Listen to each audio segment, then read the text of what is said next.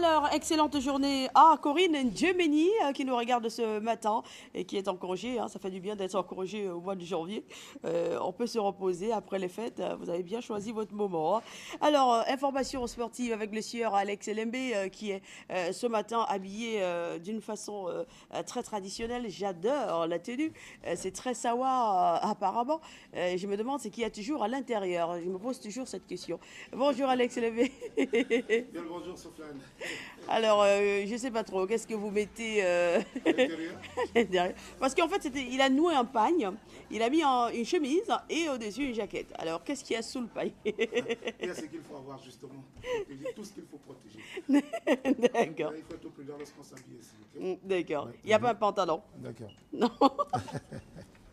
Alors, en parlant de football, est-ce qu'il y a du nouveau concernant notre championnat national? Bon, parlons du football, on va simplement rappeler que le football, donc, on va dire que le championnat est arrêté véritablement calé pour le 1er, Oui. le 1er février, c'est faut le dire. Donc, il reste une semaine exactement pour le début de notre championnat. Et la Ligue, j'allais dire, la Fédération congolaise de football parle bien, n'est-ce pas, de sa commission de normalisation a arrêté les premières rencontres, notamment les 3 premières journées. La suite sera donnée par la Ligue professionnelle de football. Donc, on va dire que le match d'ouverture se jouera à Douala et va opposer les Astres de Douala à Unisport de Bafang. Ça, c'est la première journée qui se jouera donc, enfin, ça se joue en 2 parties.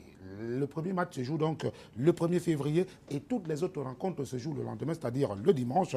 Et voici quelques petites combinaisons. Donc, Canon, on se pose bien la question de savoir lequel des Canons jouera donc contre Cosmos de Bafia, qui est un des bleus de l'élite cette saison, lequel les Canons, faction Céline Eco ou alors des Sages, ça on ne le sait pas encore en tout cas. Canon jouera contre Cosmos. La Panthère sportive d'Indé aura pour adversaire le Tonnerre Kalara Club qui fort heureusement s'est uni pour la circonstance pour sauver le football et pour sauver ce club mythique de Mvorada. Et rappelons que le TKC est l'une des équipes repêchées par cette situation. On ne peut entre guillemets. Bon. Bambouto Zambouda, également, qui revient après 7 ans en première division, jouera donc contre Coton Sport de Garoua. Coton Sport de Garoua, qui faut-il le rappeler, a un nouvel entraîneur, un de nationalité française. Lui, c'est Didier Gomez, qui signera donc sa première sortie UMS de Loum. L'un des bleus également de cette Ligue première jouera contre Sable de Batier, qui a été sauvé, n'est-ce pas, de son sable ou des enfers de ce sable-là. Et puis l'Union sportive de Douala jouera contre Scorpion de Mbé à Piges, l'un des sauvés également, l'un des repêchés, aura pour adversaire DAC. Et puis l'Andiala Sport Academy jouera contre Renaissance Dungoumou. Fauveau Club de Baham aura pour adversaire New Star et puis en Sport Academy qui sera exempt pour cette première journée. Et les deuxième et troisième journée, donc Astre sera exempt. Et puis en troisième journée, c'est l'Union sportive de Douala qui sera exempt de cette journée-là. Et puis rappelons que le reste, n'est-ce pas, de 210 millions, je crois très bien, de subventions du gouvernement, les équipes passent déjà à la caisse pour récupérer cette somme-là. Il y a 4,7 millions de francs pour les clubs de première de Ligue 1 et puis 1,7 million pour les clubs de Ligue 2. Bon, on parle des équipes qui réclament justement cette subvention également. Ces équipes qui sont montées là, qui ont été repêchées, ces équipes ne sont nullement concernées parce qu'elles n'étaient pas parmi les 14 de Ligue 1 ou de MTN Elite 1 et MTN Elite 2 de l'année dernière. Voilà. D'accord. Oui.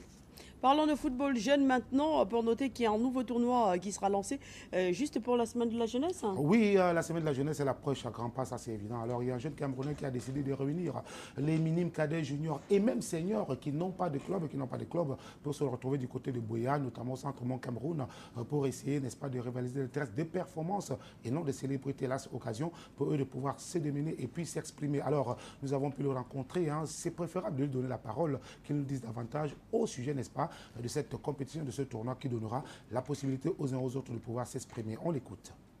Nous organisons du 5 au 10 février à Boya, au centre de Mont Cameroun, la deuxième édition du grand tournoi dénommé Tournoi international de la CHISIC.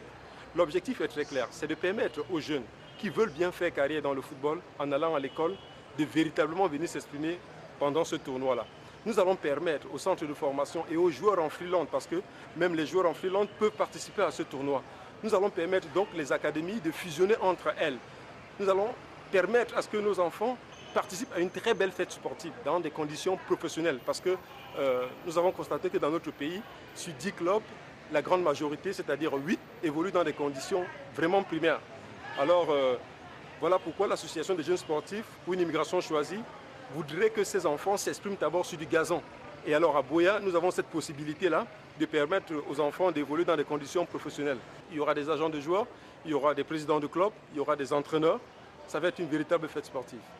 Une véritable fête sportive, en tout cas la suite, c'est dans le cadre de nos émissions spécialisées. Et puis pour en savoir davantage, rendez-vous donc dimanche à 15 h à Suite FM, dans le cadre du Dimanche des Sports, où vous aurez des explications et des informations plus amples au sujet, n'est-ce pas, de ce tournoi qui commence le 5 février, qui va s'achever le 10 février. Donc ne manquez surtout pas le rendez-vous à Suite FM, donc Dimanche des Sports de 15 h à 18 h le dimanche.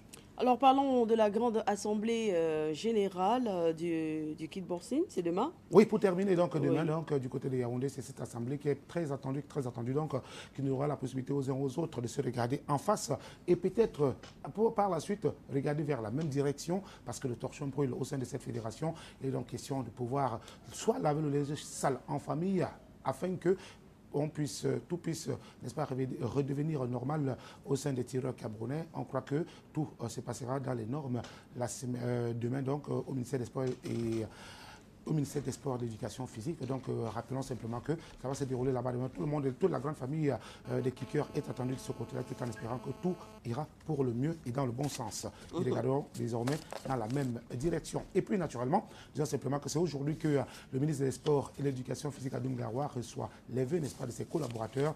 Et ça va se dérouler au Palais des Sports de Yaoundé, où les gens ne se regarderont certainement pas en chien de faïence. Suivez mon regard. Merci beaucoup Alex. Oui, oui. Bon week-end. C'est moi qui vous dis bon week-end. Voilà, c'est terminé. J'aime votre tenue. Ah, vous aimez ma tenue. Je vais vous l'offrir alors. Ah ben, il n'y a pas de problème. Je ressemblais certainement à quelque chose. Alex.